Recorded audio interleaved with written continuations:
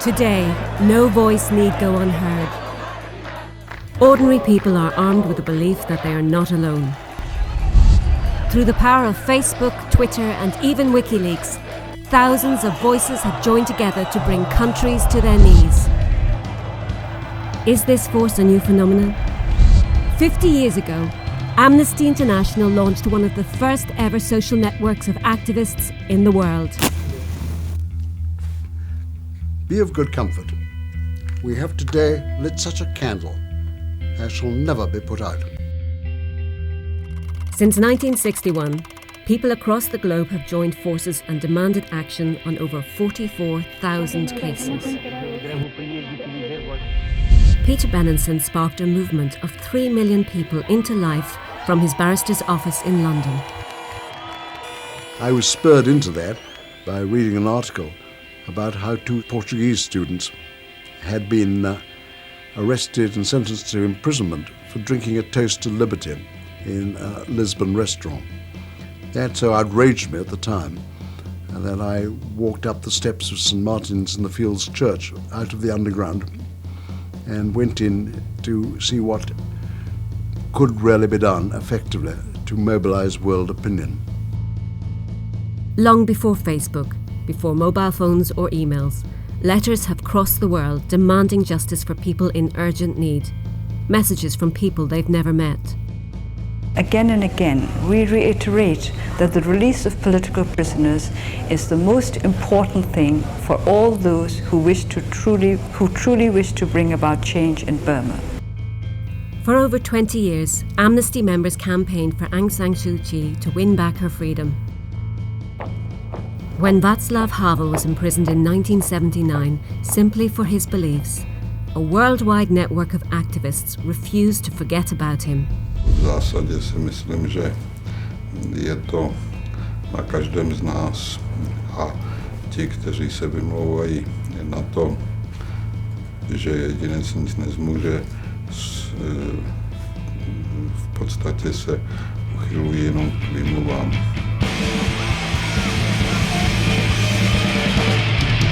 When he left jail, Václav Havel eventually became president of a new Czech Republic. When thousands across Eastern Europe tore down the barriers that held them apart, grandmothers, students, and businessmen around the globe united together in support. Their faxes helped break down brick walls and knew no borders. Today, in many countries, people still risk their lives to gather and speak out against regimes that rule them at gunpoint.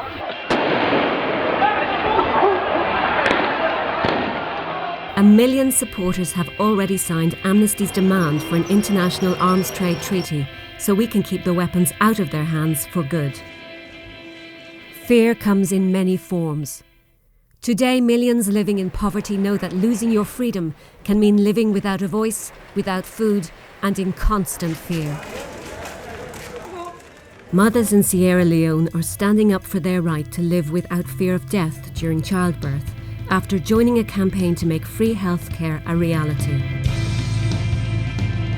No more violence against women!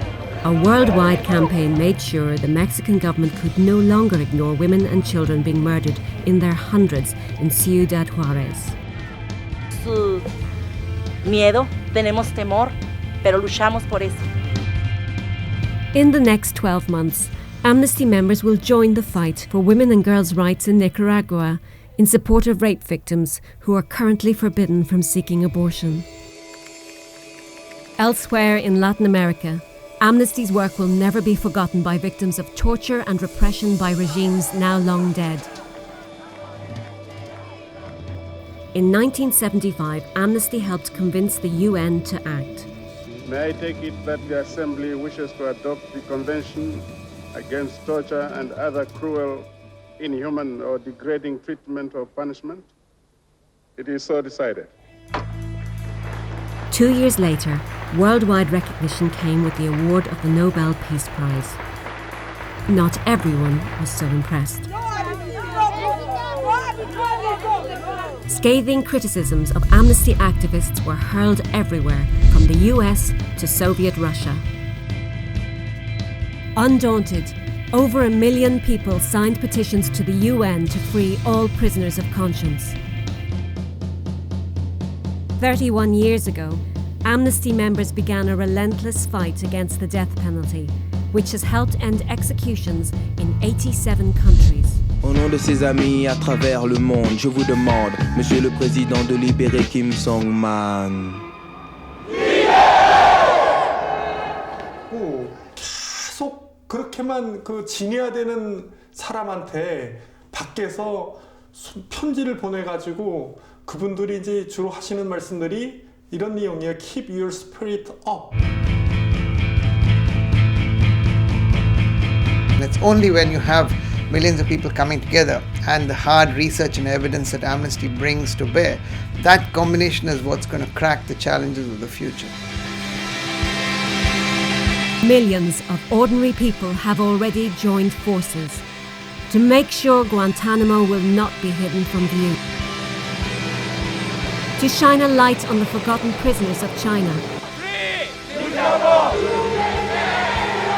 To create an international criminal court where no one can hide from the law.